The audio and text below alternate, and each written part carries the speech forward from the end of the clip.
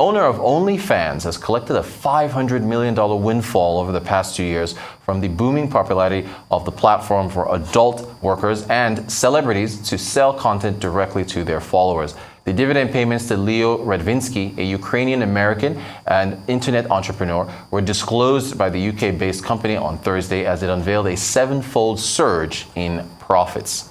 Joining us to discuss further is the head of investments at Sankore Global Investments, Efosa Aluyi. Efosa, good afternoon. Thank you so much for joining us. I want to start with the U.S. jobs numbers. Fantastic. What do you make of those job figures from the U.S.? It's slightly slower than was expected. We expected that the economy was going to add about 318K jobs. Ended up adding about 315K. We also saw the unemployment rates go up from about 3.5 to 3.7%. However, that was just on the back of the fact that we saw improved or increased labor rate participation. Recall that as at the end of July, we still had about 11.2 million job openings in the US. So again, the fact that the labor participation rate has gone up just is reflective of the fact that you have people essentially going back into the labor market after the great resignation that had pervaded the better part of 2020 and 2021. As regards what this probably does for a policy move or stance by the Federal Reserve, I don't expect it to have a major impact on what the Fed does. I think just coming off of the symposium at Jackson Hole, Wyoming last week, the Fed has basically said that they're going to have tunnel vision on inflation. So it's really what happens to inflation that will determine, what the Fed does, going forward. However, what the Fed is trying to do is to raise the unemployment rate, if you will, and essentially slow down the economy. But this sort of slowdown, not really strong, not really significant. We'll need to see a number of more prints to get a sense of where that labor market truly is at. But the numbers, are still decent and reflective of a labor market that is still really hot. Thank you so much for that. I want to talk to you about Apple overtaking Samsung in the U.S. smartphone market. Any significance there? No, it is significant. Android, the operating system Android appeared a year after iOS debuted, and basically overtook the iOS operating system in 2010. But again, if you look at the growth of the iOS operating system, it's grown from just under 35% of the US market in 2018 to where it is now. That's a significant growth. Also in 2020, the installed global base for iPhones surpassed 1 billion. So that Apple has continued to claw an increasing share of that US market. We've also continued to see an increase in the switch from from Android to iOS. So this is significant in terms of the market dynamics, particularly in the US. Suffice it to say that Apple is unveiling its next generation of iPhones next week Wednesday, and this could basically provide a launch pad from where it starts to get on the ascendancy and dominate that market in the US. Thank you so much for that. Meta and Qualcomm, they've struck a deal to develop chipsets for virtual reality products. Is this a big deal for the sector? I think this is probably more of a big deal for Meta, and Meta has just continued to double down on its metaverse play.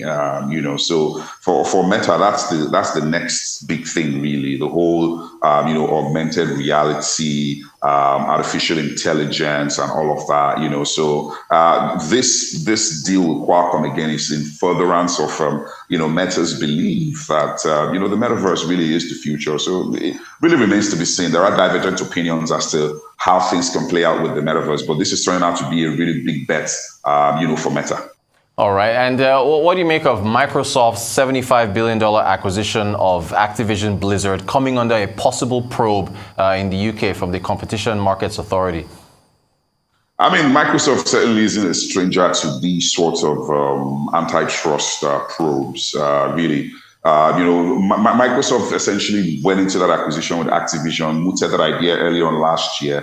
The idea is, for Microsoft was to essentially create, a platform that has a really robust, library of games, really. So sort of like a Netflix of games, so to speak, such that these games can be played on any platform. And the deal certainly would make Microsoft the third largest gaming company in the world, just behind China's Tencent and Japan's Sony, at least by revenue. What the competition regulator in the UK is essentially saying is that this sort of acquisition could limit competition in new markets. New markets such as cloud gaming and all of that. That this sort of acquisition could limit that. And like you highlighted earlier, Microsoft needs to respond to that. But again, this is a familiar terrain for Microsoft. We'll see how things pan out here. All right, China, the e-commerce firm Pinduoduo, a Chinese firm, launching in the U.S. Can it rival Amazon, or am I jumping the gun here? It's going to take quite a bit to rival Amazon. I mean, Amazon has become a behemoth, an e-commerce behemoth, particularly in the United States. But again, there's no harm in trying to, get a piece of that pie. So it only makes sense that it will make that foray. Again, you see a number of Chinese companies making that foray, particularly into the US market. And it only makes sense for them to do that. Whether they can, really put up a fight against Amazon, that's really tough, coming from the position that they're coming from. Again, it will really take time for us to get a sense of, how things will pan out on that front for them. All right. Initially, the U.S. instructed NVIDIA to stop exports of chips to China and Russia, but now we're hearing that China electric vehicles are safe from the export restrictions. Does this reduce tensions between the U.S. and China in any way? I mean, not necessarily. These tensions are just going to be ongoing. This is just a continuation and reflection of, those tensions really. And these tensions really are around intellectual property.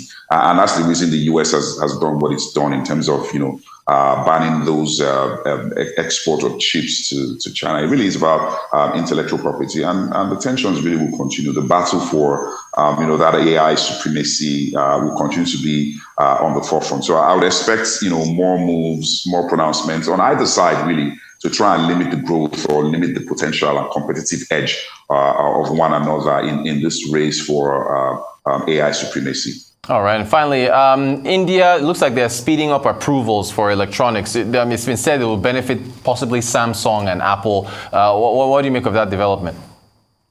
I mean, it's long overdue. I mean, those approval processes have been really, really bogged down by unnecessary, red tape and bureaucracy. And this is a step in the right direction, and not just benefiting, these companies, but, continuing to really elevate the robust tech ecosystem that we have in India. So it really is a great development. Efosa Aluyi, Head of Investments at Sankore Global Investments. We really appreciate your time. Thank you so much for joining us. You're watching the Global Business Report here on Arise News. We talk about Flutterwave after the break and their new switching license that they got from the Central Bank of Nigeria. Do stay tuned.